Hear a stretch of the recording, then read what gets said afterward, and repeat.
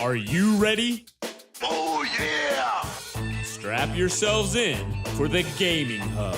With your hosts, Tyler. You can't handle the truth! Graham. The force is strong in this way. And Steven. You cannot be serious! Let's get started. Hey everybody, welcome to the Gaming Hub. This is episode number 160. I'm your host, Tyler, saying thank you so much for joining us. And joining me as always are our two co-hosts. Let's say hi to Steven. How are you? Doing well. It sucks that I missed last week. I'm happy to be back. I had my sister's. Thank you, Graham. My sister's graduation from something, but it wasn't like a real graduation, so I was not super thrilled that I had to go. But whatever, support family, I guess. At least it was quick. Other than that, it's been pretty good. I got to do something pretty fun yesterday. I can't quite talk about it just yet. I might be able to, I can mention what I did. I can't really talk about more than that, but I did get to go experience Galaxy's Edge in Disneyland before it's open. And what is that? So that was what? What is that? That's the Star Wars land in Disneyland, brand new. So I got to experience some of that. That was really fun. I'll be able to talk fully about it next week when it actually opens. But for right now, I can just mention that. But yeah, it was pretty cool to see everything. And come back and you can hear my full thoughts if you're interested in that.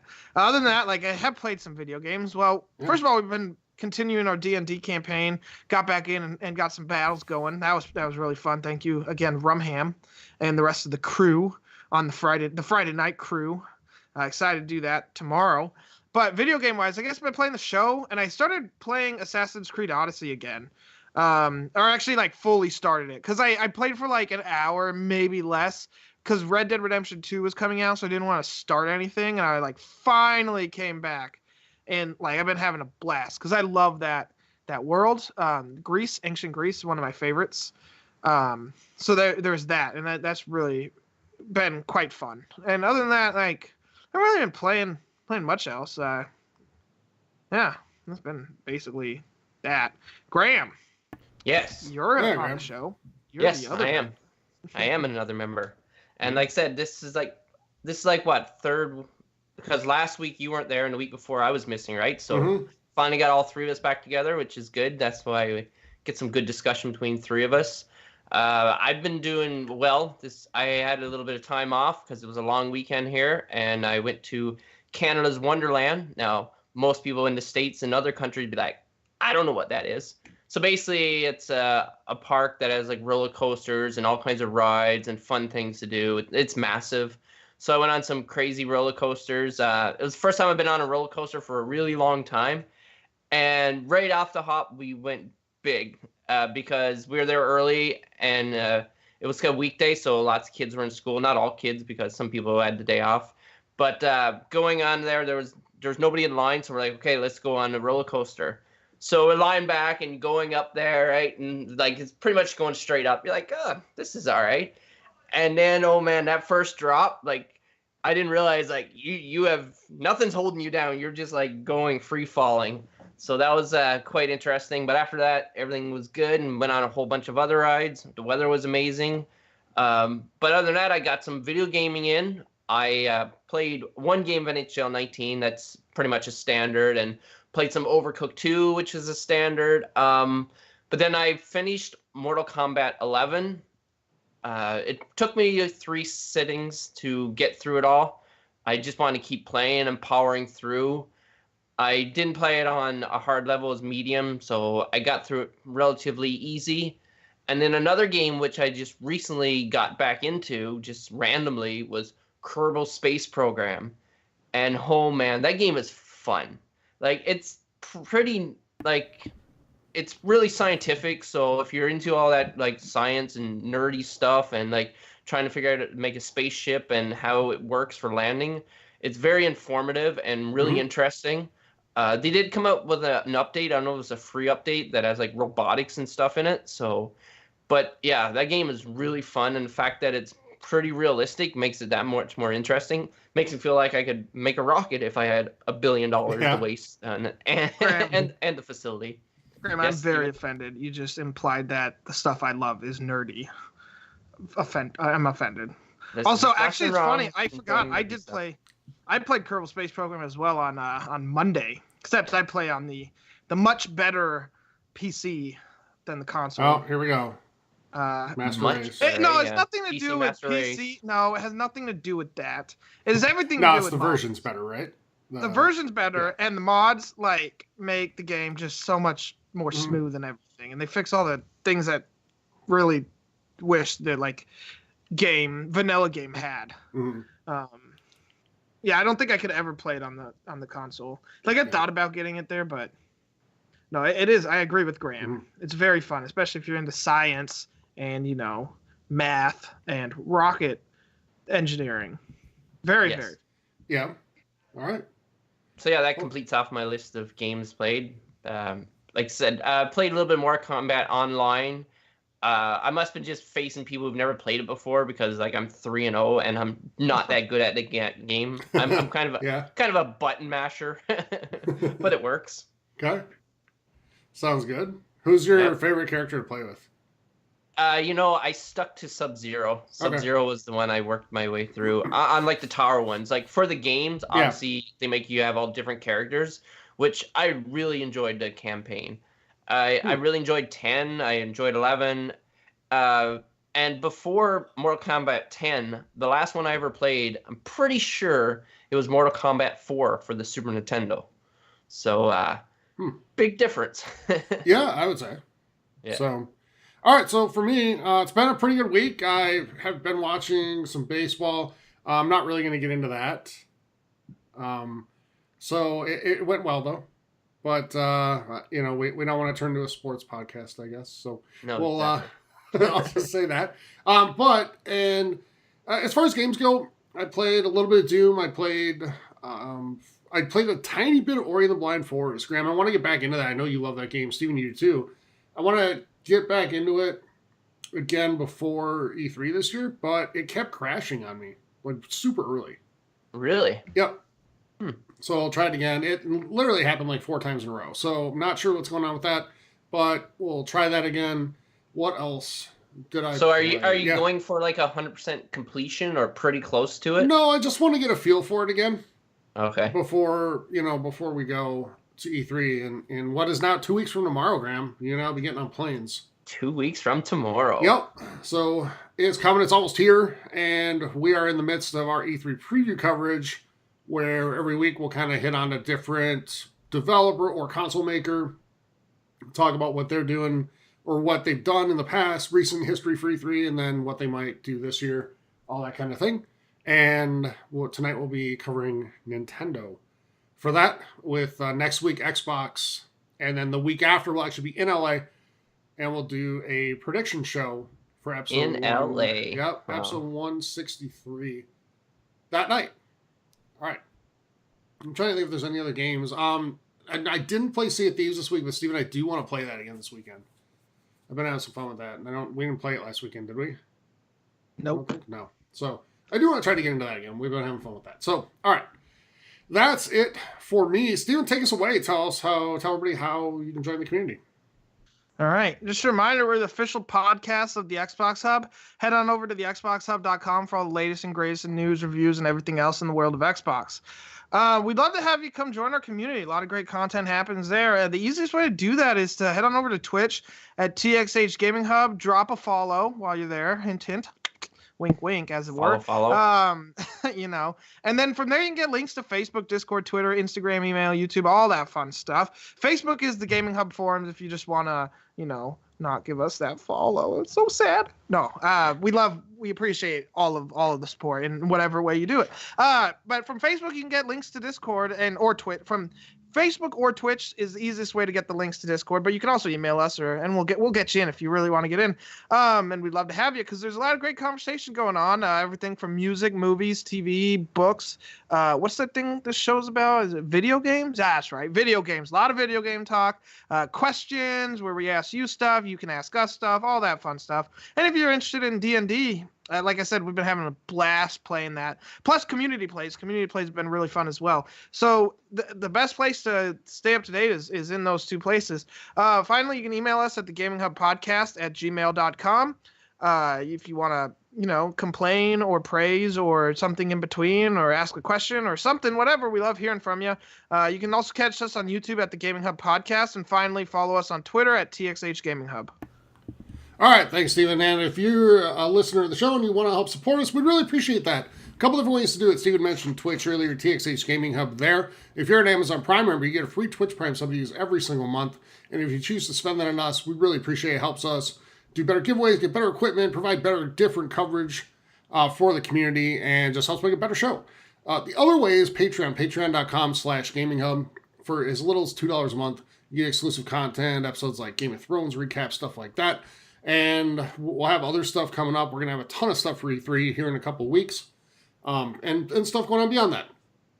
So that's for $2 a month. For $5 a month or above, you get all of that, plus at least one entry into our monthly giveaway just for patrons at the $5 and up level that we're going to be doing tonight for the month of May. So stay tuned to the end of the show and hear if you're a winner, if you are a patron of our community and our show. So, and if you want to get in on that for June, plenty of time to do that.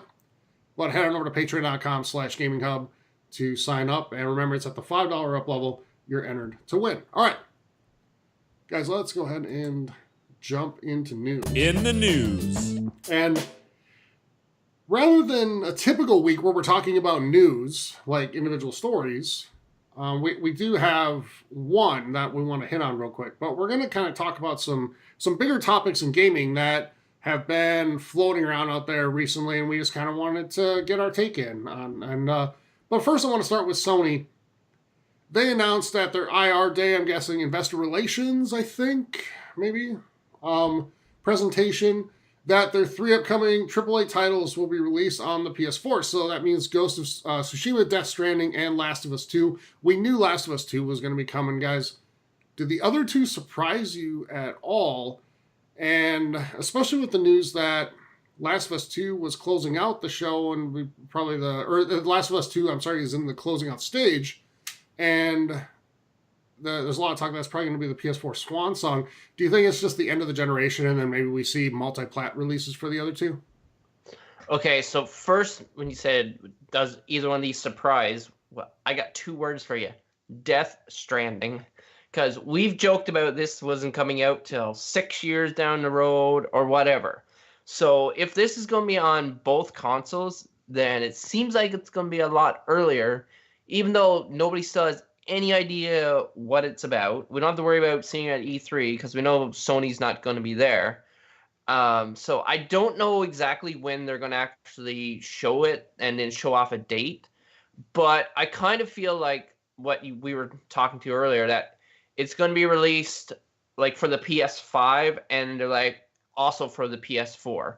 Like, I don't think they're coming out for the PS4 and then like for the PS5 when it comes out, because that would be really early and I would be super surprised. And I think pretty much everybody will be surprised. Because like we've joked about where, especially for lack of gameplay, like most things we saw was like trailer, that we figured it wouldn't come out for 2-3 years. Like, and we heard that Last of Us might be getting close to done. So there is a good chance that that one will be PS4 and then when PS5 comes out for that one. But I don't know for sure. This is all speculation, but I'd be really surprised to see all 3 of them before the PlayStation 5. Yeah, Steven, what do you think? Yeah, maybe. I hope it happens for the sake of, PlayStation fans. I know it sucks when, like, you get promised or, at least led into thinking that it's going to be a, like, this generation, and then it gets pushed back, and so you get to spend, like, another, probably $500 at this point, maybe more, for the new console to play. I can definitely see Last of Us 2 being this gen. I almost 100% believe that. Ghost of Tsushima, that's a tough one. It looked very, very good based on E3 when we saw it. I don't know if it's going to be... I mean, they say it's this gen. I don't necessarily know if I believe it. I have zero zero faith that Death Stranding is a PS4 game. Uh-huh. I will be madly surprised if that game actually releases on PS4. Yeah, it might go come ahead. to PS4. Mhm. It'd be funny if the game's released on the PS4, but it's not till 3 years after That's PS5. what I mean. That's what I'm saying. I think those first two, Ghost of Tsushima and Death Stranding, will be just released on both. But it'll be a next-gen game, so to speak. You know what I mean?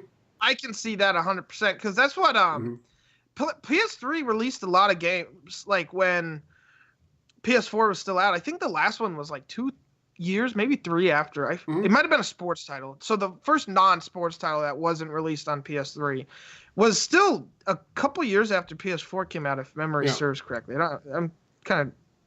And I think the sad thing is what's going to happen is a lot of PlayStation fans are going to look at this and read into it with what they want to be true. Yeah. And then you're going to see a bunch of YouTube videos by tomorrow saying, oh, these games coming out by next summer, or next fall. 3 AAA titles. Yep, all for PS4, confirmed. Yeah. And Death Stranding 2 is a launch title for PS5. They're doing them both at the same time. No, it's not. I see Last of Us 2 being the swan song like it was last gen. It'll come out maybe, Steven, like you said, off air, next spring-ish. I agree with that, next spring, next summer. And Ghost of Tsushima, I think, might be done by next fall. I could see that as being one of those titles that is out on both. It's a launch for the 5, but it's also out on the 4. Because if you just make it a launch for the 5 and that's it, you're only going to sell, a million copies of that thing? Right away? Yeah. And you want to get good sales out of it. So, put it out for both. And then I see Death Stranding maybe a year later, but also still getting a PS4 release as well as the 5. Just not performing nearly as well on the 4 Pro as well on the 5. And that's kind of what I see. I know people are going to read this and they're going to hear what they want to hear, and they're just going to say they're all coming next year. It's not going to happen. And some people think Last of Us 2 is coming this year. I don't think so. I think they would have been at E3 if it was. What do you guys think? Do you think any chance it comes this year? No. You bring up a good point, too. If that was the case, then I would think they would be at E3. Because why wouldn't you choose the biggest stage platform to announce it? And they basically said they just don't have anything to show. Yeah. Although they did say some other things, and I want to touch on that later with one of the other topics that we have. So, but yeah, that is probably the biggest news thing this week.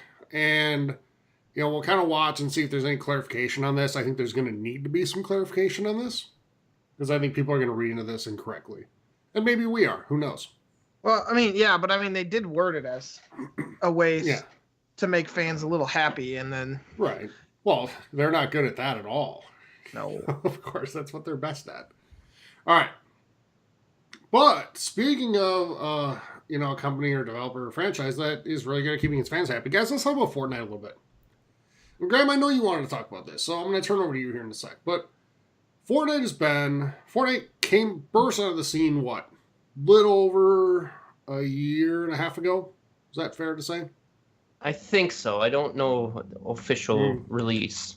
Because I remember mid to late 2017 still feeling like PUBG was the biggest dog in the yard when it came to Battle Royale. Well, wasn't it at not last E3, but the E3 before it, where PUBG was became for consoles anyways? It was on PC a while before that. Yep. But I think that's when it really came to mainstream. And they got the announcement for Xbox and all that stuff. Yep. And Graham, we talked about how much we were going to play it. We were going to love it. We both bought it, and we've played maybe, 10 combined matches between us? Yeah, if we're lucky. Yeah. So, but here came Fortnite and completely demolished it, right? And do you remember PUBG who predicted that? You. Me, wasn't it? No, it was definitely not you. You disagreed with me. It was you, Steven, I know. Because, Graham, Steven wouldn't ask that question if the answer wasn't him. I know, but I wouldn't get to play into it. So, anyway, Fortnite came and just demolished them. I didn't see that coming either, Steven, but looking back, you were absolutely right. And, we both probably should have seen it that way as well. But Fortnite has a really unique model for success. Graham, I want you to elaborate on that model a little bit, how you see it, and what do we think other franchises can take from it? Can anybody truly emulate that model, and will anybody have the same type of success? Well, the biggest thing they did was made it free to play, and they put it on every system, handheld, everything out there, which was huge. And people think, okay, how are they going to be making money if this is a free to play? Well, then they have these unique skins, and I knew there was one that burned up gingerbread man, and the skins look really cool, but it's not somewhere I'd be like, okay, I really want this skin. But who it really appeals to is kids, and kids play this game. Like, if you know a kid and he doesn't know what Fortnite is, then he's probably a robot.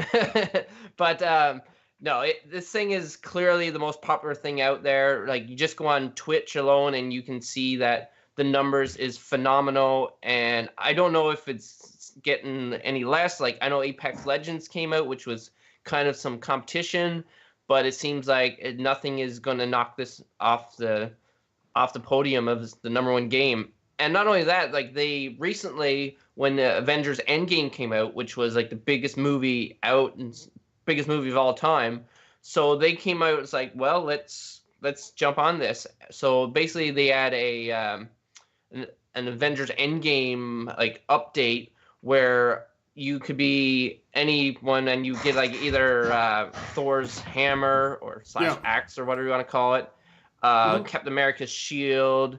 So basically they offered something like that, and then you would actually fight Thanos. So I was at my friend's house and their kid was playing it, and I was watching. I'm like, this is actually really interesting. And I actually played a little bit, like maybe a week later, because it was only maybe 2-3 weeks. It wasn't out that long, but it was awesome. So it's smart. It's really smart what they're doing. They have a great model. And like I said, it made ninjas lots of money. And like I said, I don't see it slowing down within the next 2 years. I don't know. What do you think, Steven? Yeah. Of course, companies are going to try to emulate this, right? I mean, look, it's a massive success. But that's what kind of the gaming industry has done. It's a copycat industry, right? I mean, it's not the only copycat industry, but it's definitely one. Like, there's one successful thing, and then everybody tries to emulate it. Like, it didn't happen so much on consoles because of how, like, much more difficult it is to put a game out. But if you're paying attention at all, Steam got I swear to you, it seemed like 2 new battle royales a week after like the PUBG craze, and especially after Fortnite got big. I must have seen like 20 to 30, to 400 battle royale games. Like, it was constant. But I don't think that's the right way to look. If I was a gaming company, what I would think is, how can I take the model of Fortnite, the free to play, we get people to buy costumes because they think it's fun, and then they get the battle pass to get more cool costumes. I mean, the costumes are cool, and I spend massive amounts of money in Smite on just basically like skins and stuff. And I know people spend money in Overwatch for the same thing. Like, when you have fun playing the game, you want more skins. Graham, you can say it doesn't interest you at all, but you're not addicted to the game. And for kids, like Steven, you've probably seen where you work, like, kids get like picked on now for being still default characters and skins. I've actually never heard that, but I've surprisingly nice. I believe it. Like, a lot of nice kids. Well, there's article stories out there about it where it's happened. But I mean, but even then, like I said, like, Graham, if you were playing Fortnite regularly, you'd probably spend money on the battle pass to get new skins, because you'd see one and you'd be like, "That's cool." Or like, you can't say when you don't play the game, of course.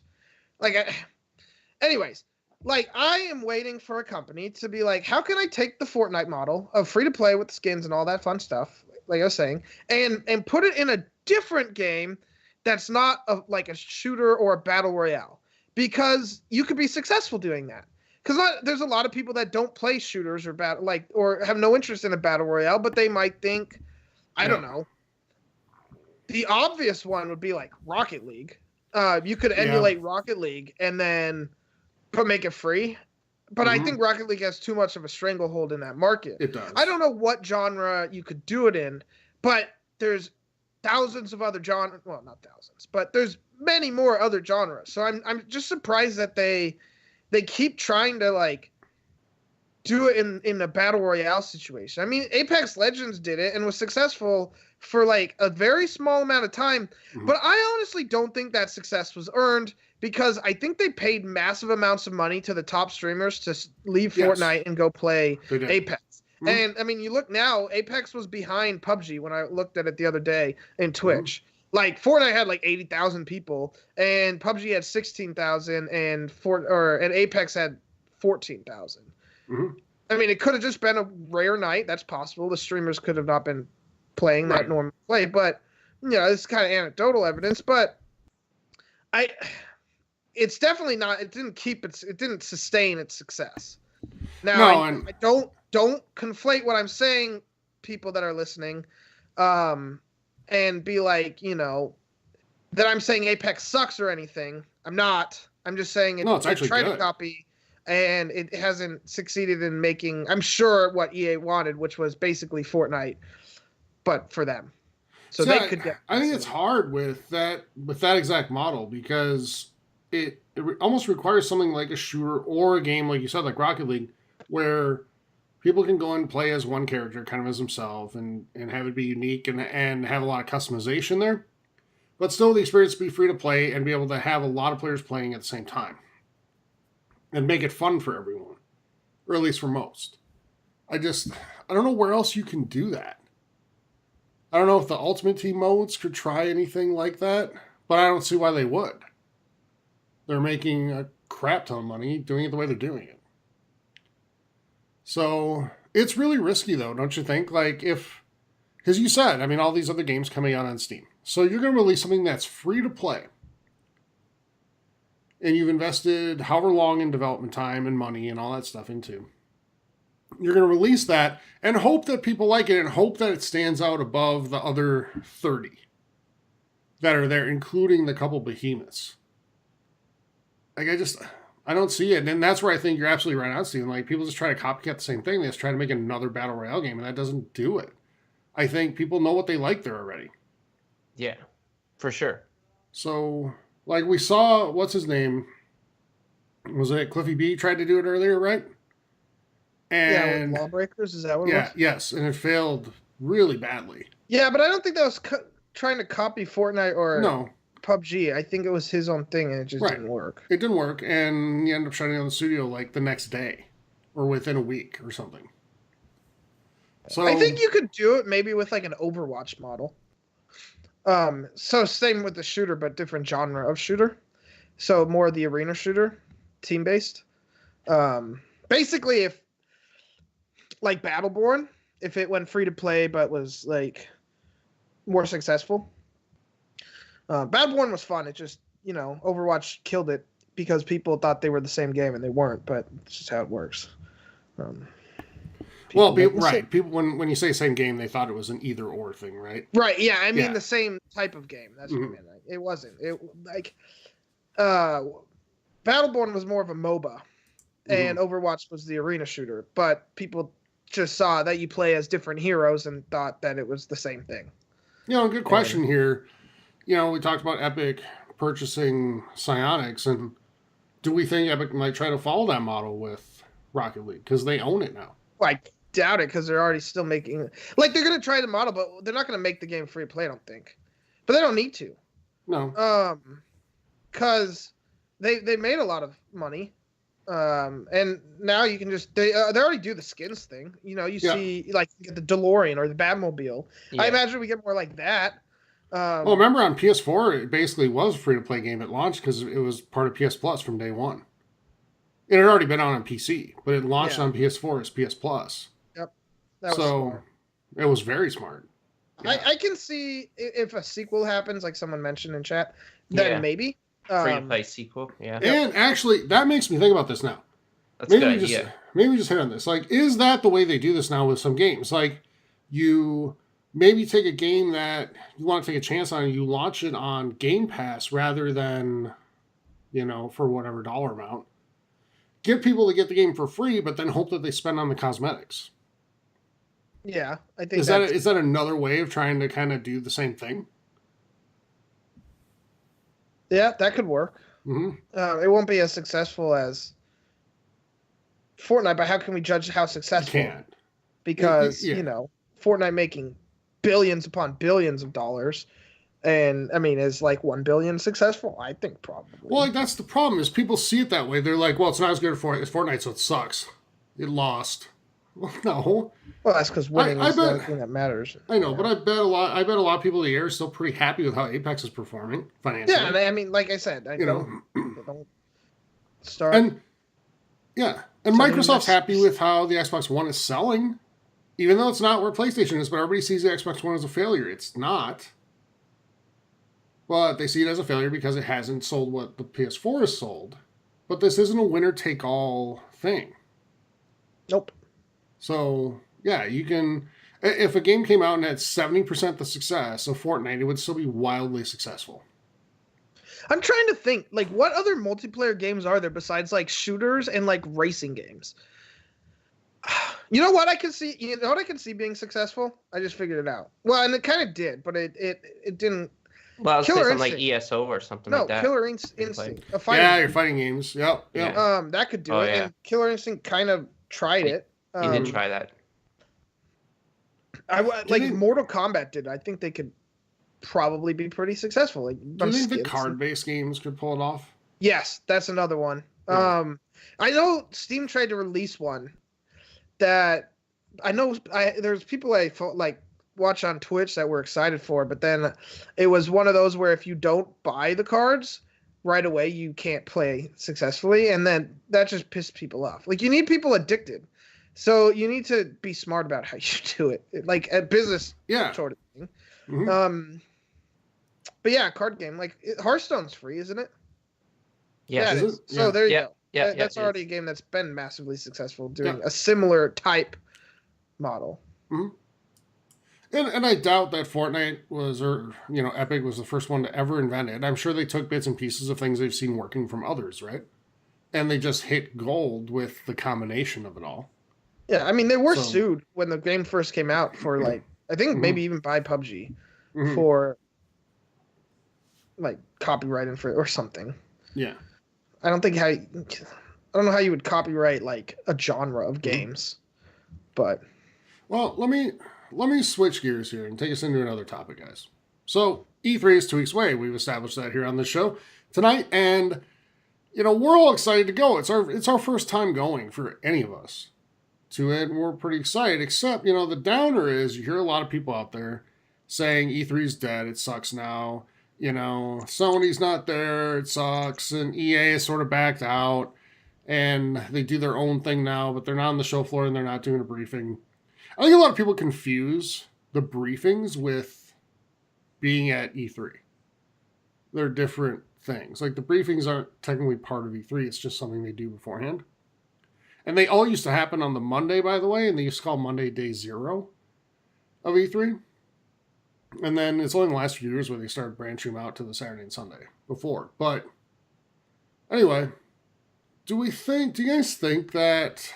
Are you going in thinking, oh, it sucks now, it's not going to be as fun? No, but there's a reason for that. And is it because it's your first time going? It's that, but I mean, I already know what we're doing because we've been, hit with a lot of, like, requests for things. So I know we're going to be busy, and I'm excited for every single one of those. I think they're all going to be very good experiences, and so, yeah, I mean, I don't want to give it away super early because we're still a little bit off. What is it, 2 weeks from today? No, 2 weeks. 2 weeks from tomorrow. Or you listen earlier, Steven? I know. No. Listen to you guys. So yeah, 2 weeks from tomorrow, we're getting on a plane. Anyway. Haven't we established this like 1,000 times on the show that I don't listen to what you guys say? Yeah, that's fair. Not even just on the show. That's true. Just in general. Yeah. I'm in my own world. It's not the best person to share feelings with. He's like, well, God, that's bullshit. Sorry. Let me add this in real quick. Let me get us back on topic. Yeah, thanks. All right. Let me add this in real quick. So bringing it back. Sony, one of the Sony execs or PlayStation execs has said recently, the last couple of months, one of the reasons they're not going anymore, or this year, is because they feel that it's become less and less of a, quote, trade show. And here's where I'm going to call Sony out, and I want to see if you guys agree. Like, since probably 2012, 2013, E3 has sort of pivoted to become more about communicating directly with fans and right to fans, you know? With the briefings becoming a huge thing, and then, you know, Microsoft started doing the, basically whatever they called it, but inside Xbox daily at E3 to talk about things. They made it something where it's communicating directly with fans and not just something between developers and, you know, publishers and buyers or like retailers, you know? And so one of Sony's arguments was, well, we're going to have our own thing now where we bring all the retailers in February because nobody's making buying decisions in June for something they're going to have on the shelf in September. That might be true. But to me, that's not what E3 is really all that much about anymore. It's about that communicating with the gaming public and getting that excitement built up and communicating with your fans. And to think that that's not important is really missing the mark, in my opinion. So what do you guys think on that? Yeah, and here's where I might get called out here, but I'm going to say it anyways because it needs to be said. Okay, I agree with you. Yeah, I agree with everything you said. Like, the problem is that we're all guilty of this in everything, where we view these, like, companies as our friends, and so we defend them like they need defending. You know, these multi-million-dollar, billion-dollar corporations need our defending, you know, and you see it in every, like, aspect of, like, Pepsi versus Coke, In-N-Out versus, you know, all the people that think In-N-Out sucks and you're all wrong, but, you know, people that, like, eat, like, Whataburger, like, it's the greatest, but then that's really comparing your states. It's Texas versus California. iPhone versus Android. Android's much better, objectively, but, you know, people still want to pretend that iPhone, you know, has any candle in this fight or any, you know, whatever. They definitely do, but anyways. They don't. But that's beside the point. But and then you have Xbox versus PlayStation, right? Like, and people, like, fans of Sony are like, I've seen it so many times where they're just like, E3's dead. E3's done. E3's dead. Like, why are you happy about this? I know. Why is this a good thing for you? But you know what they're going to be saying during E3? Well, that Sony wins E3. Yeah, Sony wins E3. Right, but these people are idiots. And I'm not saying that like Xbox fans are not guilty of this. Yeah, as well, Xbox fans are not innocent. They are here. just as bad on the other side. But Xbox is not the one not going to E3, so we're not going to talk about them right now. They are going to be stupid come E3 and be like, Xbox One! You know, it has all the games, even though it has 0 games. It's one of those things. I don't get why you need to defend. It's because I think I get it. I understand, because it happens with a lot of the stuff you spend a lot of money on, right? You're spending almost $500,000 on these consoles and all the games that come with it. Or on your phones, you're spending $1,000, right? And you're spending, and then you see it in cars when you're spending, you know, 20 to 30 or 10 to 20 to 30 grand, depending on how much money you have and what, right? So you feel the need to justify it to yourself. And so you fight tooth and nail to convince me that you're right and I'm an idiot for enjoying my Xbox, as if I don't also enjoy my PlayStation or my Switch or my PC or whatever the hell I'm deciding to game on, right? Like, it's just, it doesn't make sense, but people are still going to do it. It's tribalism. It's been around forever. It's never going away. I'm just going to tune them out because it's not worth it. Sony, you can play to those people. You're weak for doing it, but that's what they've done. Sony has played to those types of people for so long, and it's a little embarrassing for them as a company. I don't think those in the middle should, like, be happy with it. And I'm not gonna say don't support Sony, whatever. I don't care what you do with your money. It's your money. And I like PlayStation. PlayStation has amazing games, but that is kind of, I mean, I want to use much more loaded language here, but I'm gonna hold my breath. I almost slipped once earlier. It's just crappy to do. I almost just said it. I don't agree with it, and I think it's stupid. And I mean, I'm sure I'm gonna get some hate mail here or a review or something calling me some form of names or something. Well, we haven't gotten a review calling us either ponies or Xbots in a while, so that's true. But now we'll it's probably because they're gonna call me an Xbot, even though I love my PlayStation and and you've been playing your PlayStation like More. twice as much as your Xbox. Yes, Yeah. and I've attacked Xbox like 30 times in the last year over their like lack of first party exclusives and how like crappy it is to do to like their consumer base and whatever. But you know, because I'm not agreeing with you right now, you're gonna call me an Xbox, and that's I mean whatever. Here's my take. I don't ever want to call anybody out for being excited about something they enjoy, right? And like I don't think that's what you're doing either. We want the enthusiasm there. We want this to be fun, positive for everybody involved because we all have this thing in common, right? But when you feel the need to crap on what somebody else enjoys because it's not the plastic box you picked, yep, that's a whole different deal. Yeah, enjoy your PlayStation. You can say you don't like Xbox because you don't like the games, and I get it. I mean, honestly, everything that's come out first party wise, Xbox has been a shooter. It's a bro shooter racing console for like the last, well, definitely this gen. Last gen had a decent amount of like RPGs and other things that branched out, but this gen it's been almost exclusively that. And if you're not into that, I 100% get why you get a PS4. Well, I mean, the JRPGs alone are worth the PS4 over the Xbox. You can love that. That's fine. I like I said, I love all my consoles except my Switch because I haven't played it in a while. But I love the first two, and I like that I have a Switch. I hope I'm gonna love it more later. We'll get into that in a second. It's just why does everyone feel the need to like crap on, you know, other people? It's like if they don't, you see it with the pop culture stuff that's happened in the last month especially. Holy crap, in the last month, right? It's like if you don't like something, you're not satisfied with just not liking it yourself. You need to make sure that nobody else likes the thing, right? Yeah. And there's one big massive culprit of fans here. And when you know, things like when you felt so strongly about a character or a series that you can't see the flaws in either that character or the series itself, and then you get hit over the head with what has been suggested all along, and you're like, they've never suggested this. It's out of nowhere, and it's unfair. Petition, redo the whole thing. Game of Thrones. And you know we're going to see mature. We're going to see it in 6 months, Tyler. You know we are. Because there are some people, like, it could be, like, Star Wars Episode 9 could be the greatest movie of all time. Not the greatest Star Wars movie. The greatest movie of all time. And there would be, like, 30% of the people who have YouTube accounts screaming about it. Yeah. You know, making it sound like Rian Johnson broke into the set in the middle of the night to ruin everything. You know, I don't get why people can't just enjoy the things they want to enjoy. Like, and why do you feel the need to make other people miserable?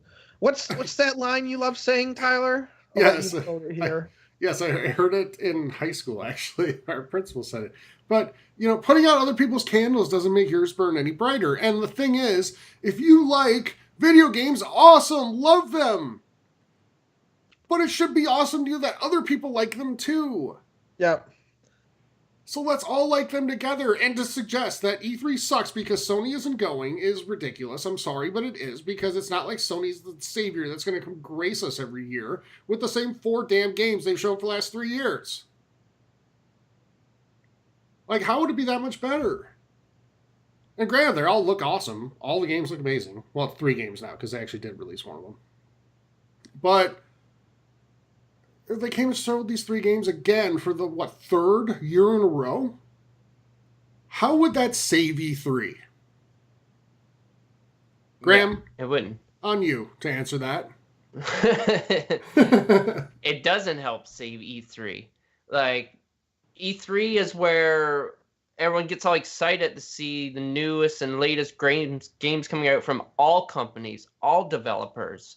Like, I'm not going to say, oh, I'm not going there because Sony's going to be there, even though, like, I play mostly on Xbox and stuff like that.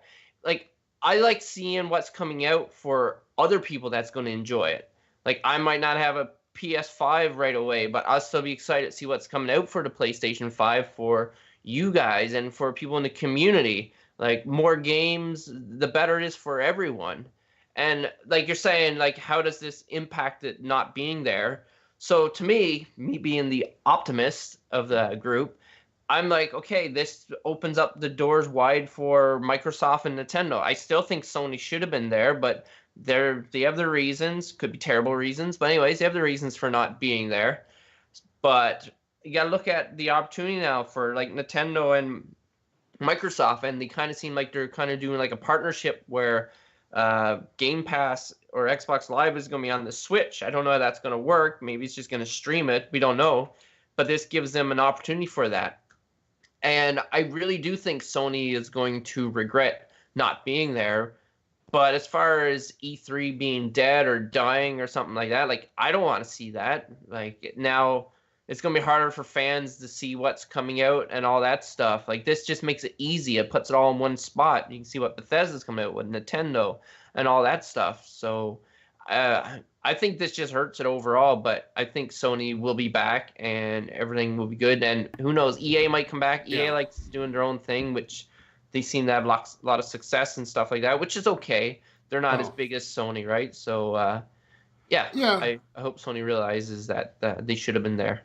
I mean, we'll be at EA Play. I'm sure that'll be fun, and it'll be a good time. But I just don't see this connection. And there's people out there that still, like, I actually watched some stuff on YouTube this week about, like, people that have good followings on their channels, by the way, like, predicting that we're going to, we'll still get to see Death Stranding on the show floor. No, you're not. It's not going to be there. It's not. So Death Stranding is not going to be there. Ghost of Tsushima is not going to be there. Last of Us 2 is not going to be there. But, Graham, I think you're right. Like, EA is about so much more, or E3 is about so much more than this. Like, we're going to see Dying Light 2. We're going to see more on Cyberpunk. We're going to see, hopefully, the new game from Rocksteady that's been rumored for a while, right? We're going to hopefully get to see that. We're going to get to see a lot more of Halo 6 and Gears 5. And we're going to get to see more from what Ubisoft's doing. And we'll get to see more Wolfenstein and more Doom Eternal. And all that stuff. And you add all that together, not to mention all the Nintendo stuff, Graham. Yeah, exactly. We're going to see all that, and then we're going to forget that Death Stranding isn't there. Because all this other awesome stuff is going to still be there. So, plus, guys, last thing, and then I'll let you guys kind of get the last word here. I think this is going to shine a brighter light on a lot of indies this year at E3. And they stand a chance to get a lot bigger attention, which I think is good for them, and it's good for gaming in general. Thoughts to wrap it up? Yeah, I agree, and you said it succinctly enough that you don't want to go on another rant? One more? Well, I can. I do feel better now. And go. Hopefully, I'm just gonna wait because I know, be the one to say something. I know it's coming. I'm just prepared. Mm-hmm. And I'll appreciate you anyways. Yep. All right. So let's move on, guys. And the other topic I want to kind of talk about this week is it's being largely rumored now. The more we talk about streaming being the future of gaming, the more you hear that this is, this next gen is going to be the end of console generations. It's going to be the last one. Do you guys buy that? Like, do you think we're going to go to an all streaming format at some point? No. Okay, you got to give me more than that, Graham. Not anytime soon.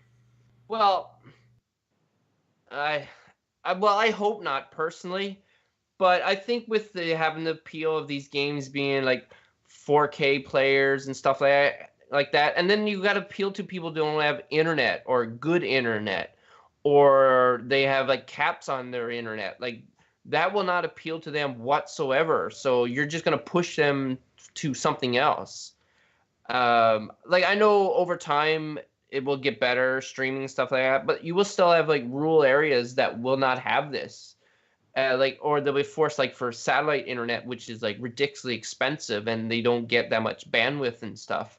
So I don't see that happening. I don't know, maybe 20, 30 years down there where everybody has internet, but I don't see that happening anywhere in the near future. And if I do see it, I think it's going to be a misstep on whoever does it. And I think the first one who does it be like, shouldn't have done this.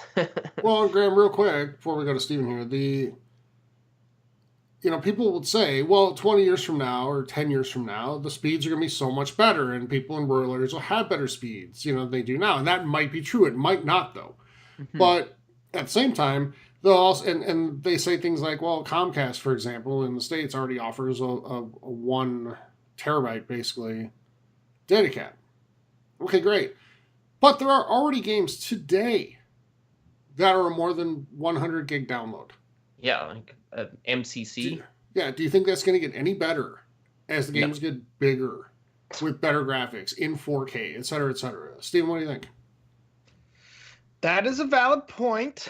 I don't know.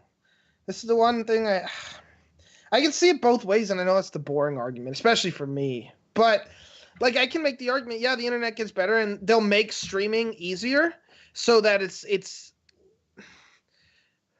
what's the word? More compressed, I guess, so it can go faster and you can get more quicker. So to the point where, even if a game's 200 gigs, like, you can still stream it because you're not going to need all 100 gigs to stream, right? That's the supposed benefit of streaming. I mean, you could make this argument. Did anybody think that, like, streaming video was going to be a thing way back in the day? But that happened. Well, not way back in the day. Yeah. Right, but I mean, so of course things are improving, and as soon as when you have enough people that care and put their mind to it, of course, I could see it happening. And there's people that probably want it, and I could see it happening sooner. I don't think next gen will be the last gen. I think we're still probably at least a decade away, maybe 2. Before we see any sort of like where we can just stream everything, where everybody can stream everything, because until that point, these companies are not going to want to lose money on.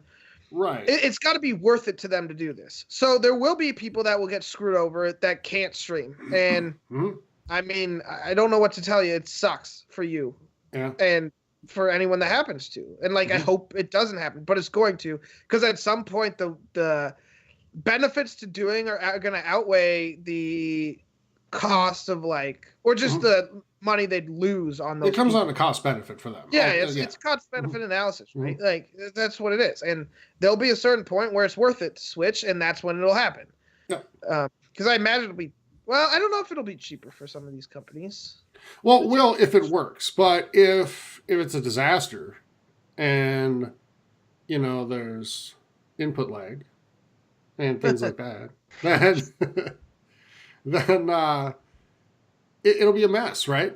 Like, if it doesn't work smoothly and flawlessly for people with actual good internet, it'll be a real problem. So they need to make sure it's right before that. Yeah, but they're not going to just gonna switch from regular disc and download console to all streaming. It's already going to be you're gonna see it next gen, I think, where we can start streaming games. And I imagine we're gonna start streaming smaller games, and probably not streaming in 4K right away, maybe not even 1080p until, and so if you want to be one to test it out, cool, you can do that. But you don't have to.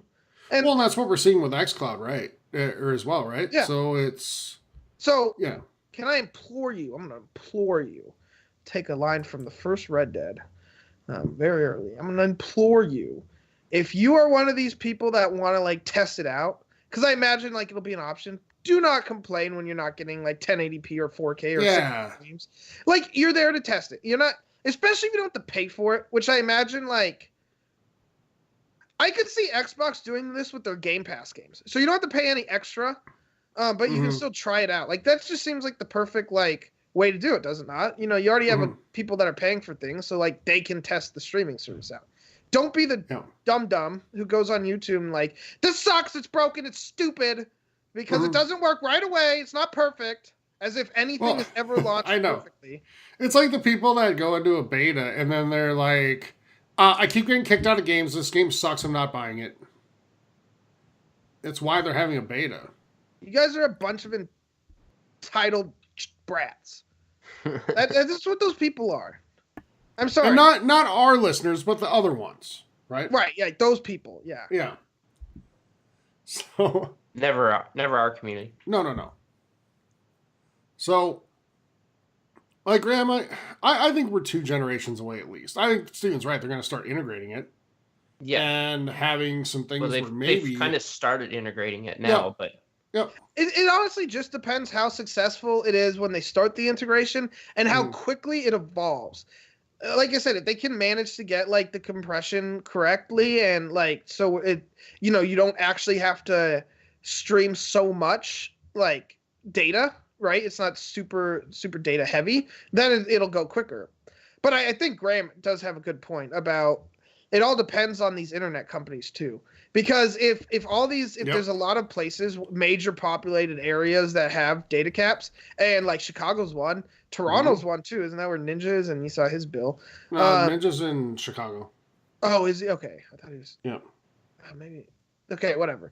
Anyways, like those majorly populated areas that have the data caps, like they're not going to do it until those either raise or until like Google Fiber becomes a thing that you can get anywhere. Yeah. The problem is the data caps are new in the States. It's not something that's been around for a long time and they're getting rid of them. It's that they weren't around at all and now they're arriving. So I don't think these are going away. Yes. Everyone says that EA is the worst company in the world. It's not. Comcast is. Thank the Lord. Easily. I do not have to deal with them. I had to. If you have them, I'm sorry for you. I honestly feel for you. They're the devil. Yeah, they're the freaking worst. I hate them. But anyway. All right, guys, it's time to preview Nintendo. And we were originally going to do this last week, but Steven was gone. Yes. And really, Graham and Steven are the 2 big Nintendo fans here. I own a Switch. But you're not a Nintendo fan. Well, he doesn't know where it is. I know I do now. I found it today. Oh, nice. So I do know where it is, but... Graham, I'm not going to say I'm not a Nintendo fan. That's not true. It's just nothing that comes out makes me want to play that more than what I can play on Xbox or PS4. I think that's your own fault, though. But that's okay. No, it's not. You're saying there's nothing good on that system at all? No, I'm saying there's nothing that I personally want to play more. Yeah, but that's what I mean. What's on Xbox or PlayStation? Well, Graham, then it's your fault that you don't like Red Dead 2 because it's the greatest game ever and you suck. There's nothing appeals to you. I do think you're missing out because I thought Breath of the Wild was one of the top like 3 or 4 games of this generation. Dude, I don't know what it is. It's Zelda games in general. They just don't hook me. I don't know what it is. So different from your typical Zelda. Yeah, game. I was gonna say I haven't fallen in love with any of the other ones until Breath of the Wild. I loved Breath of the Wild. Maybe I'll try it again. Maybe. Honestly, if they got rid of everything but the shrines, and I could just go through the shrines. Like that would. I enjoyed the shrines. I just loved the puzzle-y aspects. Well, there's 120 of those shrines, Tyler. Yeah, there's a lot of stuff in between them too. Yeah, but you can float around, climb mountains. Yeah. So anyway, well, on topic. Yeah. So anyway, we're not here to like talk about why I don't play Switch. Okay. No. All right, Graham. Does Switch have Netflix on it yet, though? I'm gonna say no. I could be wrong. No. I don't think it does, though. I think it does have Hulu, though. Maybe. Yeah. Okay. Well, maybe I'll bring it to E3 then. After all. But I have 50 other devices that has it, so I'm okay with it. So, Rumham, I did not find it under the couch while spring cleaning. I found it in an old backpack that I had here that I was kind of going through, getting stuff ready, everything together that I need to take to E3. So, to answer your question.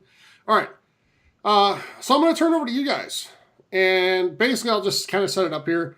In the last few years, Nintendo's done their Direct during E3. They do it generally on Tuesday mornings. And, you know, it's pretty sure. I mean, it's longer than most of their Directs, right? It's usually about, 50 minutes, 45 minutes? And then they have what they call their treehouse for the remainder of the day, where they have live streams and stuff like that. Yeah, they do some announcements as well. Yeah, throughout the day, yep. Mm-hmm. We will not be seeing Treehouse this year, and we're actually going to have to watch the Direct on demand later that day. Because we'll actually be on the show floor. So we'll see the stuff, Graham, on the show floor before, we see the video of it being announced. Yeah. But I don't know if they'll have stuff on the show floor that they'll be announcing later, because then that will kind of take away from it. Well, maybe, no, they will. Maybe they'll have it covered up or because something. they do it Tuesday. No, they do it Tuesday morning. Yeah. And nobody that's not setting up in there gets in until Tuesday at what, like 11 a.m. Yeah. So their direct will be over. We just won't see it because we'll be in line. That. Oh, no, press gets in at 11 on Tuesday. The general population gets in at 2. Oh, I didn't realize there's that line. Okay. Yeah, just for Tuesday. The Wednesday, Thursday we're in at 9. Gotcha. Yeah. Okay. In at Because 9. we're press. Listen to us. We're talking like we have our pinkies in the air. We're special. Yeah, I'm sipping tea right now. Pinky up. Now we're really excited about going. It truly has not like gone to our head or anything. We're not big timing anything or anybody. Not yet, anyways. I do know a lot of. There's I still do know time. a lot of media out there that hates that the general public gets to go now. Yeah. So we're not among them. So Nintendo. Yeah, Yes. Nintendo. Let's hit that. All right, guys. Yeah, they do their direct and they do the treehouse. And what do you guys, what stood out the last few years other than like Breath of the Wild? Last year they did the entire hour pretty much on Smash Brothers. We're really close to that. That wasn't E3. They did a direct. Oh yeah, they did it direct later. Yeah, it was separate. Okay. That's right. The treehouse was. It just touched a little bit on everything. Okay. Yeah, they announced all the upcoming games. That's right, because we saw it was 2 years ago that we saw the Metroid logo, right? Come across? Yes. I really liked last year's direct. And then last year we saw Luigi's Mansion, yeah? Yes, plus other and things. some other stuff, yep, okay. So, guys, talk about what you're looking forward to seeing this year. Like, what do you guys really hope to get your hands on and actually play? What are you looking forward to them telling you more about? And what do you expect to see this year? You want to go first, Stephen? Sure. Okay, so I liked last year's E3 Direct, if I remember correctly. I'm pretty sure we saw Fire Emblem, Luigi's Mansion. I don't think Pokemon. World, No, Pokemon was there, wasn't it? It must have just made a really small appearance because I know they had their own Pokemon Direct a little bit later. Yeah, basically just said there's a new Pokemon game coming. They yeah, never new said what it was or anything. actual. Yeah. So there was those 3 plus. What else did we see? We saw a bunch of smaller or different, not non-mainline titles, including, I think there was a RPG made by GameFly that wasn't Pokemon. That was it was all in one city. I'm pretty sure that was last E3. Do you mean Game Freak when you say GameFly? Yes, Game Freak. Sorry, Game Freak. Okay. So that's what I remember last year. I imagine. So Pokemon Sword and Shield, Luigi's Mansion 3, and Fire Emblem are all. Oh, and Animal Crossing have all been announced, and we've seen bits more since then. I think we're gonna see a lot of all 4 of those games, especially Animal Crossing. All we got was a little teaser video right around the time of Smash Bros, or a little bit before. So I have a huge feeling we're gonna see that. Fire Emblem already has a release date for the end of July. Mm-hmm. I imagine we're gonna see some more of that, but maybe not as big of something. But I imagine it'll be hopefully at E3, and I would love to get my hands on that bad boy. I'm sitting here looking at my Fire Emblem themed 3DS. So I think we're going to see that. I think we're going to see more Pokemon and hopefully get a firm release date for that. Same with Luigi's Mansion 3. And then probably some new stuff. Maybe some of the stuff I missed from last E3, seeing more updates on that. Graham. So Graham, let me lead in with this. I want to get your thoughts on all of that, but also how many Zelda remakes are you hoping to see? How many of the rumors do you think are real? There is a lot of rumors going around right now. We know officially Legend of Zelda Link's Awakening is coming. This could be the hopeful fan in me, the optimist, the crazy person. But I do think they're going to announce a remake. It's either going to be Ocarina of Time. But if they do that one, I don't know how I can justify them not doing Majora's Mask. And then there's also Twilight Princess. So maybe I'm going to go with Twilight Princess for the Switch. basically it could be Wind Waker too, and the fact that they showed now they can do like I think Link's Awakening was like Game Boy Color, was it, Steven? Ooh. No, I think. Oh yeah, I think it was. Yeah, so it was like an older system, and the fact that they're bringing that to Nintendo Switch, then that opens up the door for many other Game Boy Advance or Game Boy Color or whatever games. So I do think there's going to be at least one more for the Legend of Zelda realm things. They will be showing definitely Wolfenstein Youngblood, which is coming out. Dragon Quest Builders 2, that is a game that I'm excited for. I want to play that. I just want to see what it's got to offer. I really enjoyed the first one. Same here. And another one I'm sure they're going to have hands on that we can play or try out is Super Mario Maker 2, because that's coming next month, like pretty much around E3. So I'm sure that's going to be a huge thing. They're going to have like a little competition there where people build their levels and stuff. And yeah, like including a race at E3 if like a tournament. yes. For completing the levels, I think. Yeah. I'm not exactly sure what they're going to be on, but they're going to have some tournaments. I'm sure they're going to have Smash Brother tournament. It'll be fun to watch. But I'm excited for Pokemon Sword and Shield to get more information on that, if it's going to be a complete open world like a lot of people are speculating. But I don't know. When you venture too far off the beaten path, what fans, especially diehards, want, then you get flack and stuff like that. So, like, me personally, I welcome an open world Pokemon game. I don't know if Steven is a bigger Pokemon fan than me. He keeps rubbing it in and telling me. You finally admitted it. So, Steven, would you be happy with an open world Pokemon Sword and Shield? Maybe. That's a terrible answer. I know. I wanted to be like, no, absolutely not. But, I also, want to be realistic. And if they did it correctly, like, as you level up, I just don't know how you could do an open world, because you have to get Pokemon based on your level, right? And the way the games have always worked is the path you take, like they kind of level up with where you're supposed to be at.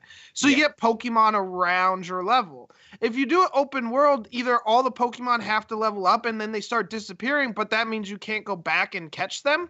Unless you did it where the Pokemon would appear in certain regions after, like, if you knew that the level like 1 through 10 Pokemon would now, once you pass that, appear in the beginning area wherever, or in the whatever region, and then the next, like, your next 10 levels would, you know what I mean?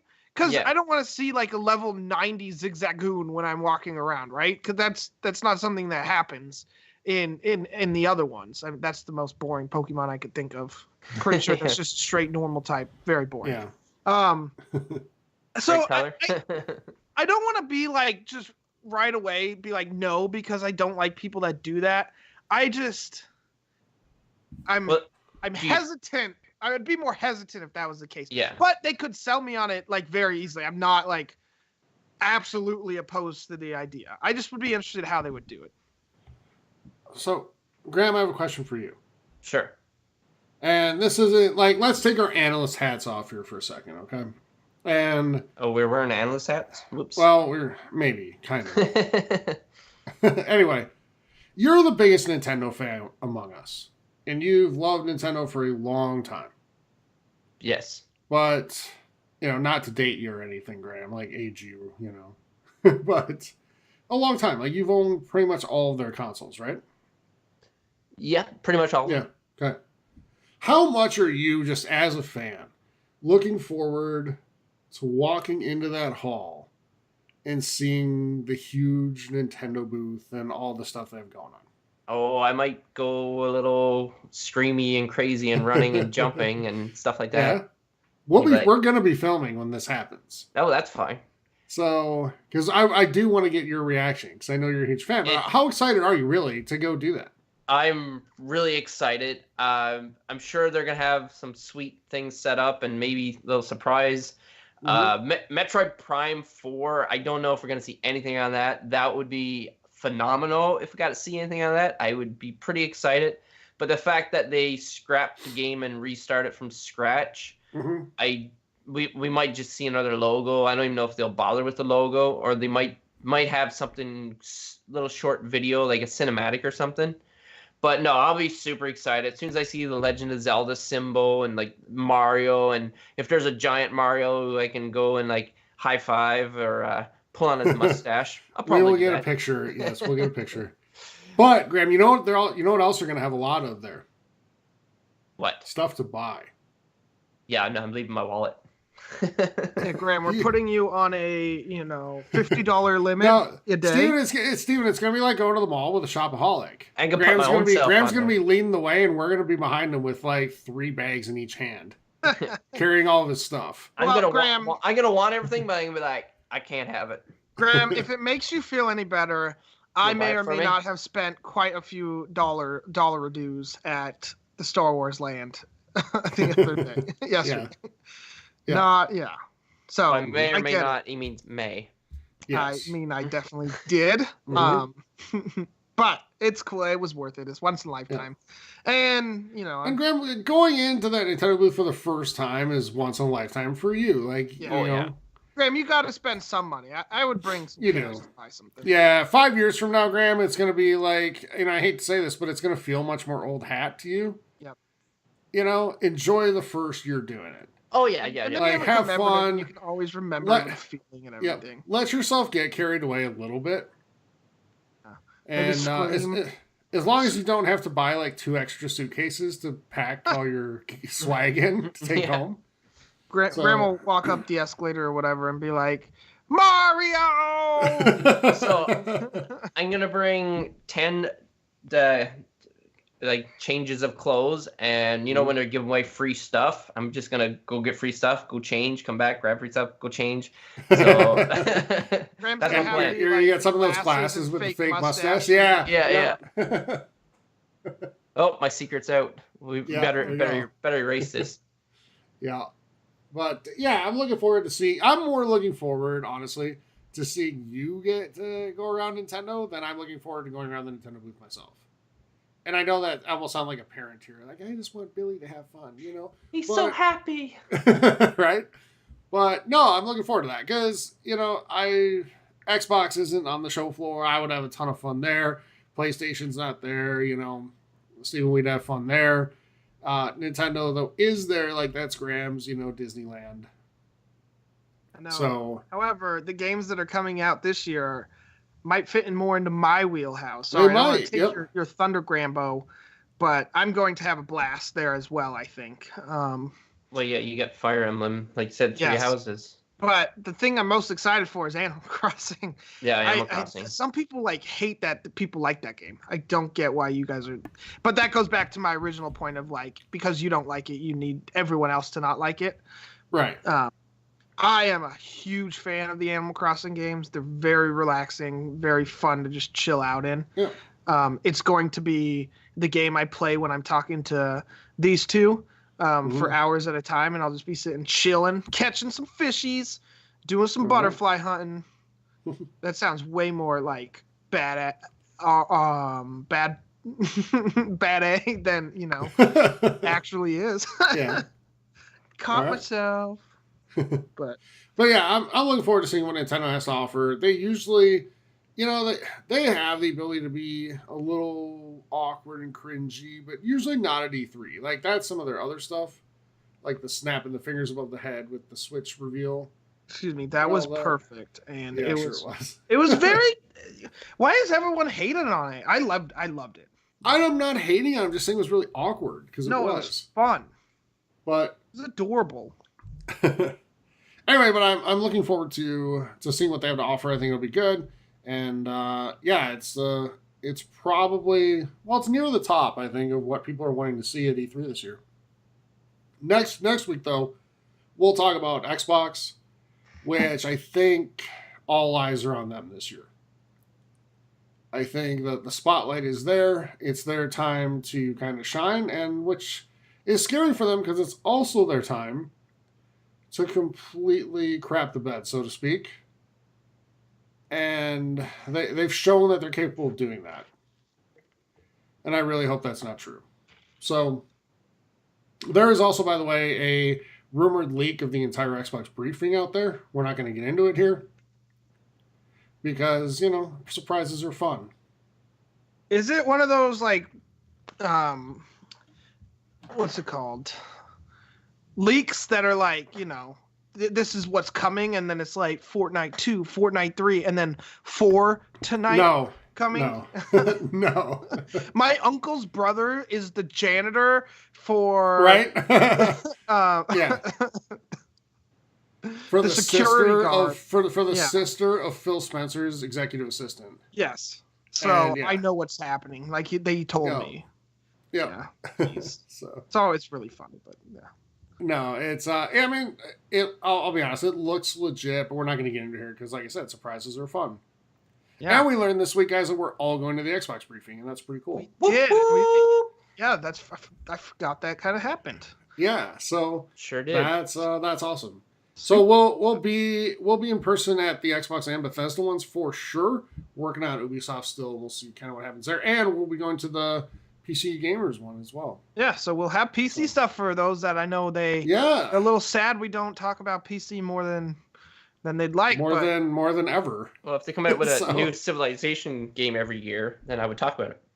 Even though I didn't play other Civilization amazing 6, games. so I know that Total War 3 Kingdoms just came out. So I hope those that play PC are enjoying that. And that's our PC chat for this. That's our PC gaming preview for the for E3. All right, well, that does it for news, everybody. Now let's go ahead and move into releases, and let's start with Xbox. So, Layers of Fear 2, the first one, guys, fantastic game, loved it.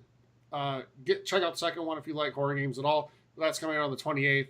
Cricket 19, Steven. You're excited. I keep trying to get you to buy that. I hear the crickets in the background. Also on the 28th.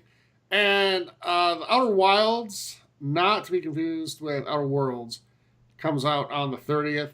Games with Gold, you can still get the Marooners through 5/30. The Golf Club 2019 through the 31st. And via backwards compatibility Cosmic Jumper through the 31st as well. Steven, what can we get on PlayStation? All right, so you can get Kingdom Come Deliverance, the Royal Edition, on the 28th, Unruly Heroes, and Crystal Crisis, both of those also on the 28th. And for PS Plus games, you can get What Remains of Edith Finch and Overcooked. Graham, what about Nintendo? So for Nintendo, on May 28th, you can get Brothers, A Tale of Two Sons. Then on the 29th, you can get Among the Sleep, Enhanced Edition. And finally, on the 30th, we have Ages of Mages, The Last Keeper. And that's it for the Nintendo releases. All right. Steven, what do we have for questions? Fan mail. All right. First question comes from Xbot Tassias. Should Nintendo release a more powerful console?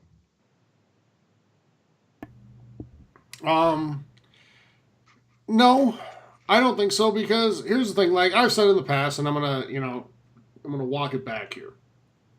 I've gotten after him in the past for not having as powerful a console as the PS4 and the Xbox One. I think, though, if they did release something as powerful, they would lose the benefit they have right now, which is being sort of graded on a different scale. I feel like right now they're graded differently and they're evaluated differently because it's just so different and it appeals to different people. And they know they appeal to different people, so they do it differently. And that's okay. Like, just let it be that. It's not, the graphics are not as good. It's not as powerful. It's never going to play Red Dead 2. It's never going to play games like God of War or anything like that. But it doesn't need to. Graham, I know you're probably going to agree with me on that. Yeah, no, I agree. It's one of the games I'll bring up because the games you listed was definitely... But the fact that it runs Wolfenstein 2 is pretty mind-blowing. And Doom. Yeah. But I don't know if Doom might have some issue. I don't know. But apparently Wolfenstein 2 plays flawlessly. And the graphics... So as far as them needing a more powerful console, no, they don't need it. They don't need it, so I wouldn't say they should. But I would really like to see some kind of Bluetooth thing.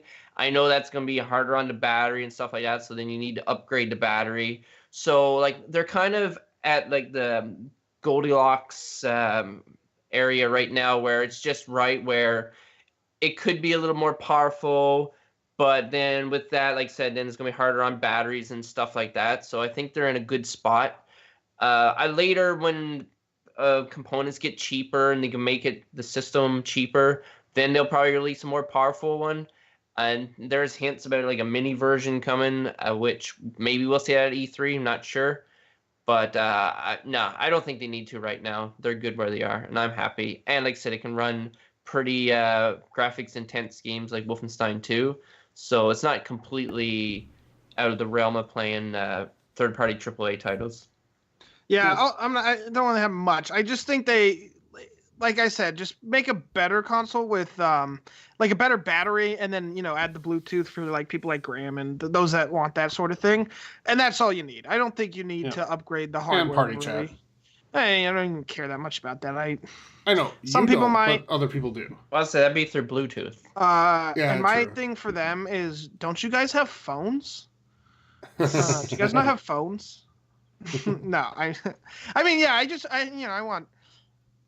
It'd be nice for the people that need it, but I wonder how big that audience actually is. I think the Switch kind of can be marketed as like the family console where you can like play online, but you don't have to like deal with playing online. For voice chat, for instance, is one of the big ones. So like a parent might feel better about their kid playing Fortnite on the Switch, where they can't be, called the N-word, or said that their mom's a bad word, or that they slept with them last night, and I mean, all that fun stuff that comes with online gaming. Just overall supportive teammates and shooters like you are. Yes, and I am a very good teammate. Never says that we're garbage. Mm-hmm. Well, I don't say it while we're playing. I just say it after the fact. I say I never want to play shooters with you because you're terrible. But not while you're playing. I'm very supportive. Nice 1 kill, Graham. That was a nice 1 in 10 you did, buddy. Good job helping the team out. Just kidding. It was 1 in 12. Next question. Yes, this is a easy question. Obvious. This is a easy question. All right, from Wildstar, I said, what are your top 1 to 3 Final Fantasy games and why? So first is 3, then it's 2, and then it's 1, because they got better with each release, and I'm just guessing because I've never played them. What are you talking about? I just made that up. I don't know. I don't think I've ever played a Final Fantasy game in my life.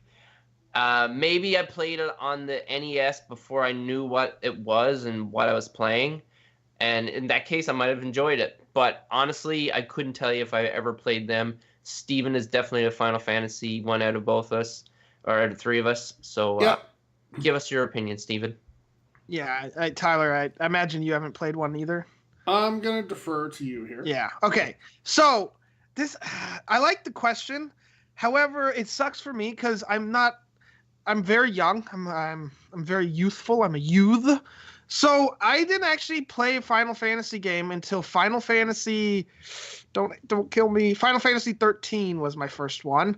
I did... No. Okay, that's the last. So I guess he's not a fan. Sorry. No. Final Fantasy 10 was my first one, and I did play it on PS2.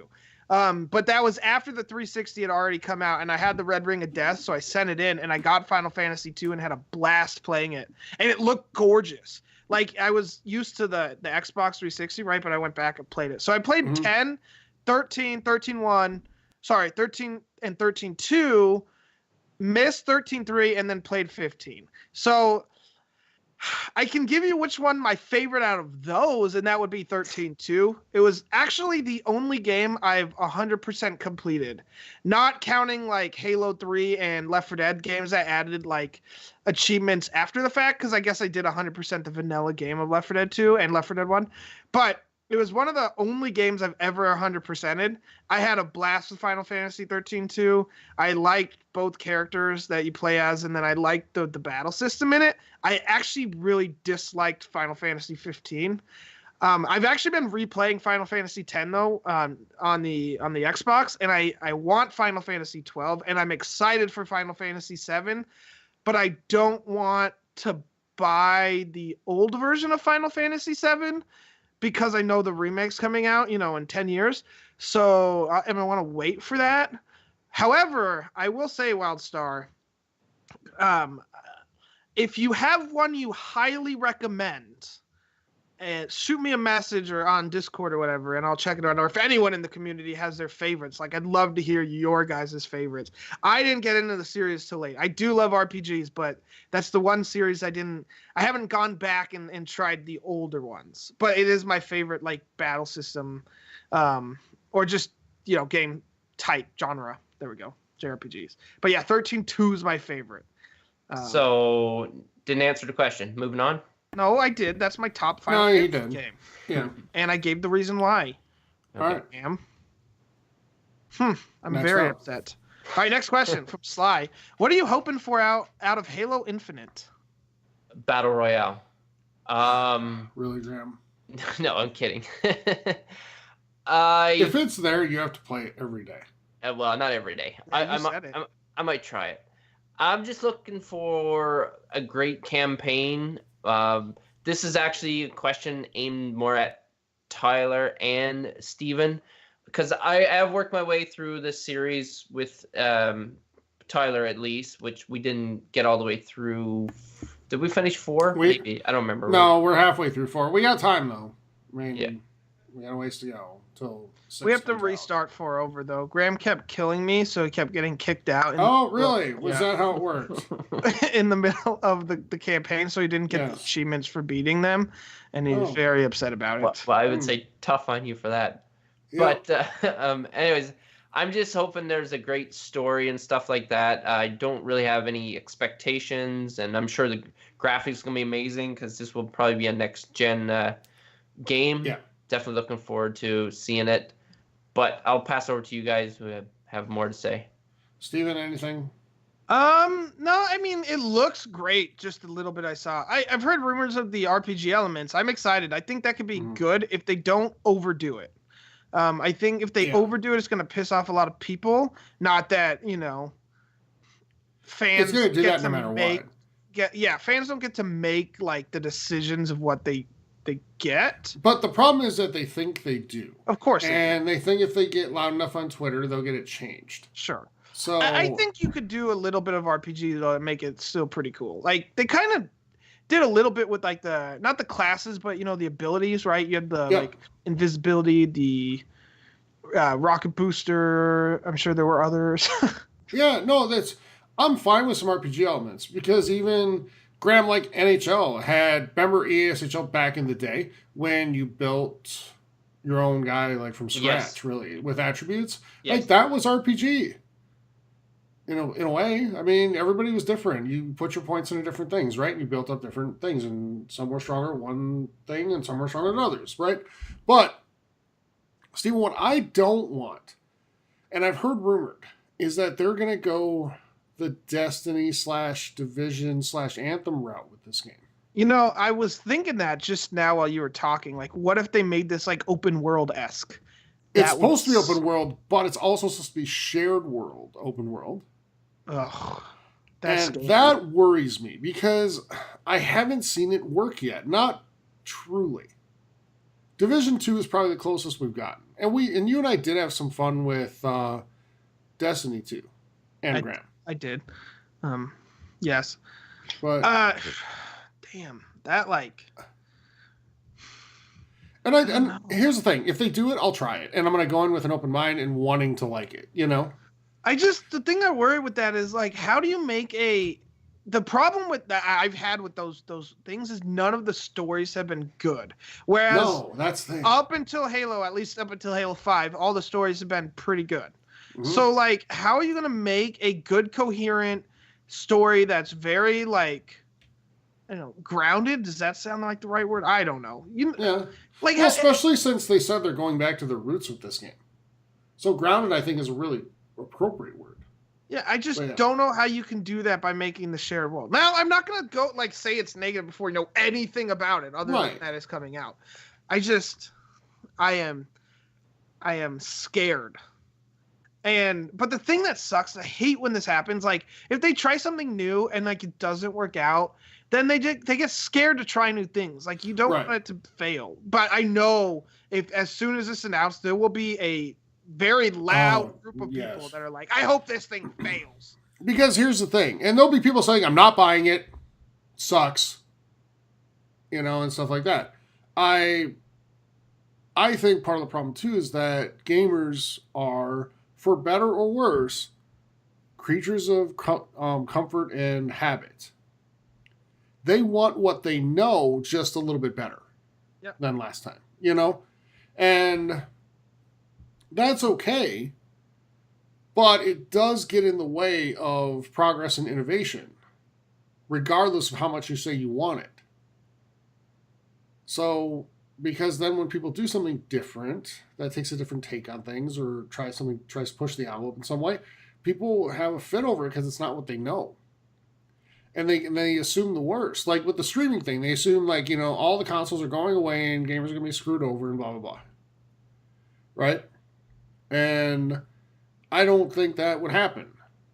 But actually what really had PlayStation fans fired up was that the same PlayStation exec I referred back then, earlier in this episode. He said that console gaming was very niche and they need to think bigger within the world of gaming. And that got people fired up. But, because, gamers also, let's be honest, we're gamers too, so we're talking about ourselves too. Gamers like to be pandered to.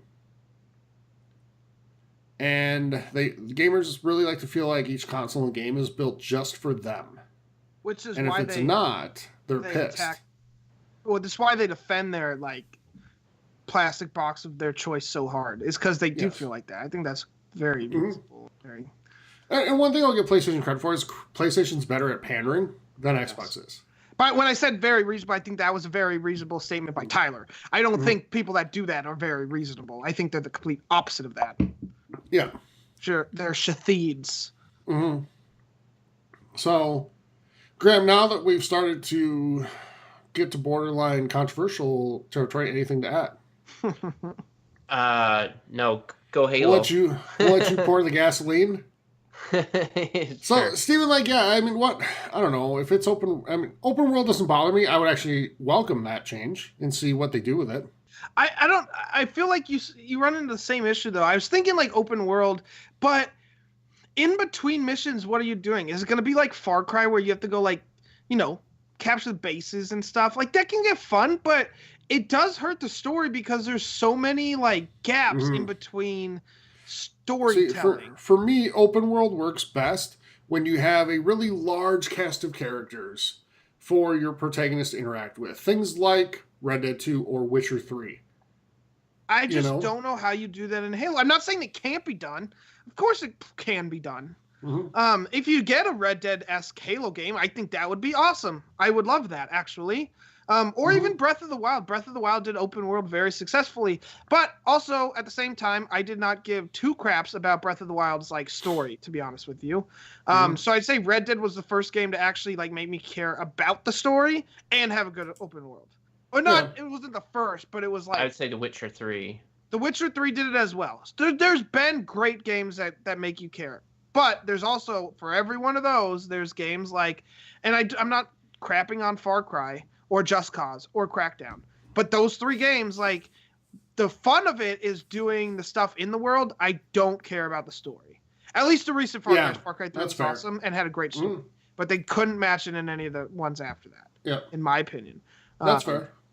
But the Far Cry prequel little movie thingy for 5 was pretty good though. To be honest. Yes. Too bad the game wasn't as great. Oh, you're talking about the opening the intro, cutscene? No, I mean the separate little movie. You could watch it on YouTube or Amazon or something. Oh, I don't know if I didn't even know that was a thing. Yeah, it was on Amazon Prime. That's where it was. I watched it. It was actually pretty good. Had all the actors that did the roles, for the game. So, yeah. Oh. But anyway, back to Halo. I worry about if they try the shared world thing. I hope it's good. I still want it to turn into a loot-based game. Yeah. And I don't want the opportunity to buy boxes. My God, please no loot boxes. I can't deal with the outrage over that anymore. Yeah. I'm not going to buy them myself, but I just can't. I can't listen to it anymore. Well, they already did it in Halo 5. Well, they just did it with Warzone, though. I know, but they were there, is what I'm saying. They were there, but at least it was confined to one thing. And I can forgive that because that's very Ultimate Teamy to me. Like, you don't have to do it to enjoy the game. That's much more of a choice. Like, you want to play that mode and enjoy that mode, you can do that. Cool. But if not, there's still all these other modes and things to do. Maybe. So, yeah, I'm more forgiving of it there. But, yeah, I just don't want, like, a Battlefront situation where... And I think they're way too smart to do that. So anyway. Let's hope so. Yeah, let's do one more question and then get out of here. All right. Well, Jack Groom, this is a Graham question for sure. What type of music do y'all enjoy the most? And what type of game do you think it would fit best with? It's funny because last week we had favorite bands, right? Yeah, and Graham said Nickelback. And I asked, and I said, aside from Nickelback, who's your favorite band? Graham, has Nickelback done a Metallica cover? It's possible because Chad Kruger supposedly is a Nickelback fan. Or is a Metallica fan. Of course he's a Nickelback fan. He's in the band. But is Metallica a Nickelback fan? I doubt it. Didn't we find an article saying they were? Remember when we were messing with Graham a couple months ago? That one time that we messed with him. that lone time we messed with him. We found because it was about the greatest hits, but then we found I read an article saying Metallica liked Nickelback. No, I don't think so. I would remember that, or no, maybe I just blocked it in my memory. No, because you would have blocked us from remembering. So everybody listening out there, send an email, thegaminghubpodcast@gmail.com. Answer that question for us if you know the answer. And even if you don't, send an email anyway and ask Graham if Metallica has a greatest hits album. It's true. He loves... And if Nickelback has one. Yes.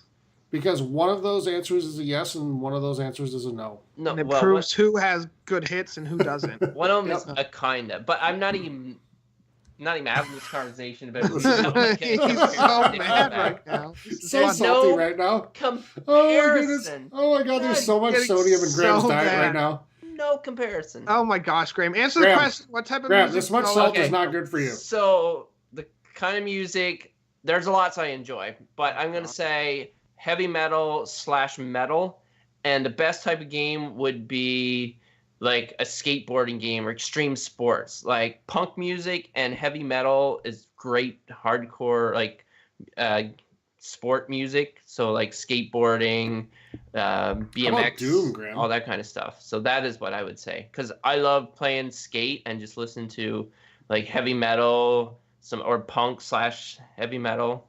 That's my favorite. Graham, did you skateboard when you were younger? Well, when I was a bit older, I tried. Not a good skateboarder. No. I ollie over crack in a sidewalk. About it. You weren't doing like half pipe. Nope. But I had a lot of friends that were really good at that stuff. Okay. So you weren't like going to the X Games as a competitor. No. Okay. What about games like Doom? Because Doom is a pretty, Yeah. Doom has a very metal soundtrack. Yeah, it does. It does. And Rage 2. I did find Rage 2. So I'll go next. Yep, go ahead. So my favorite music is classical music, and my favorite game to play it with is games where I get to murder the crap out of a lot of enemies. I'm just kidding. I do like classical music a lot. It's actually my second. Morbid. It would be funny though if you're listening. It would kind of make you. Mm-hmm. Yeah. Well, you're playing Doom was actually the game I was thinking of. Yeah. Listening to classical music. That dichotomy would be fun. No, I do like classical, but I actually don't like listening to music while playing games. I like listening the soundtrack in games. Sports games are the best, so I listen to a lot. I actually get a lot of the music I listen to from sports games. I don't actually listen to that much music because I only listen to it when I drive, and I don't drive very far. So I just kind of hear songs I like, especially from sporting titles. That's when I hear the new songs and add them to my playlist. And I liked them better back in the day, but there's still some good ones in there. They've got more rap, and I'm not a huge rap fan. I can enjoy it, but I much prefer like the old rock and like punk rock and like the Dropkick Murphys used to be on a lot of sports games and Love Dropkick Murphys. yeah, they're great. I think Rise Against, The Offspring, things like that. That's probably my favorite type. But there are moments where I listen to pop, and I listen to everything, but none of it really pairs well with games because I'd rather just listen to the in-game soundtrack. Yeah. Sorry. But it said, what music do you enjoy the most? Like, I listen to all genres too. And but I don't. Yeah, it's like what type of game do you think it would fit best? Okay, fine. You want to make me go again? All right, I'll keep talking. Everybody likes listening to you talk. So maybe if you answer the questions. I like listening to myself talk. Apparently, we're aware. In case you weren't aware, he just listens to the podcast while he plays games, and then whenever one of us starts talking, he just hits the skip 10 seconds thing until it's him again. Yep. Yeah. That's exactly what happened. So, like, when I listened to last week's, I just didn't because, I wasn't there. He's like, yeah, this one was fast. I kid. No. All right. Well, then, damn it, go to you, Tyler, and I'll have this. So, I like rock, classic rock, and some, like, 90s grunge stuff. I do enjoy that. I do not get into much, like, pop today, like, top 40 stuff. Just no. And I'm with Steven. Like, some rap I very much enjoy, but I'm rather selective with it. I can't say that I just kind of like it all no matter what. It's either I really love listening to this artist or I don't with that. But as far as rock, classic rock, and some of that 90s grunge, I think as far as games go, certain period war games, like, we're rumored to be getting, not this year, but next year, a game that's set, Black Ops 5 to be set more in like Cold War, so like Vietnam. Yeah, so like Vietnam. That's where some of that, like, anti-war resistance music from the 60s and 70s would come into play. And that would be, I think, pretty cool. I agree with Steven, sports games are really great to listen to music and kind of whatever kind you like while you're playing. So, because, each sports game has a soundtrack, but it's just when you're in the menus. So, while you're actually playing the game, have music on. But I actually like to listen to podcasts a lot, too, while I'm playing games. So, especially sports games. It's easy to focus on what you're listening to. Yeah, it's the only game I can play while listening to podcasts. I can't do it with anything else. Maybe like Planet Coaster or any like building games, but nothing I have to like listen to a story. Mm-hmm. I still can't think of an answer. I guess if gun to my head, I'd say rock, but it honestly depends on my mood. There are days I enjoy other things more and I just don't want to listen to rock, but I guess rock is probably, if you added all the days up in a year, it's probably the thing I listen to the most. Mm-hmm. Game except during spring. Of course, there is a song that I listen to. Disney. If you were in our community play, you are aware. Yeah, you know the name of it. You don't know the beat yet. Yeah. But maybe at 1,000 YouTube people, I'll go in and do a shot for shot remake of the music video for it. Right. Yeah, look forward to that. What type of game would rock music fit best with? Shooter's the obvious answer. So I'm gonna go with like hack and slash, like RPGs, like DMC. What about car racing? Car racing. Boring. There's already music soundtracks in most of those games, though. Okay. Like, I would say, like, your Devil May Cry games or your Diablos. That would be good for the rock music. There you go. But classical's always good too. Second best. All right, that does it. But before we wrap up, Steven, you're going to announce our Patreon winner. I am. Thank you. The winner is... Yeah, the winner. Thank you, Anthony... I hope I say this right. Busby? Yeah. Bubsy? Anthony Busby. You are the winner. As always with our Patreon giveaways, we will reach out to you to find out which prize. You get $60 in gift cards to whatever you want, the console of your choice. And we'll reach out to you, you can tell us, and then we'll get that prize to you. So congrats, Anthony, and thank you for being such a loyal patron for quite a few months. And thanks to all our patrons. Yes. Great what's it called? Support. There we go. Yeah, Great that's what it's called. That's that word. Yeah, but thanks everybody, and if you really enjoy the show, there's more ways to support us than by donating money or subbing or whatever. And you can just simply tell a friend about it that likes games, likes podcasts, have them download it, listen to it. And you can help spread the word, retweet things, post things about the show, help let other people know. So we'd really appreciate all that too. All right. That's it for questions. That's it for giveaways for the week. Next week, we'll do our monthly giveaway for people who submit questions to be read on the show. So if you want to be entered for that, make sure you submit a question to be read on episode 161, which will be next week. And you'll be entered to win for that. All right, before we get out of here, if you want to join the community, a couple different ways to do that. We have a Facebook page, the Gaming Hub forums there. We have a Twitch page, TXH Gaming Hub on there. From either of those places, you get a link to our Discord. Click on that and join. Take part in the conversation that's going along all the time. And it's really probably going to pick up quite a bit with E3 right around the corner. So, and if you'd like to support the show, a couple different ways. Twitch, again, TXH Gaming Hub. And if you're an Amazon Prime member, you get a free Twitch Prime sub to use every single month. And choose to spend that on us. We'd really appreciate it. Other way, we have a Patreon page, patreon.com/gaminghub.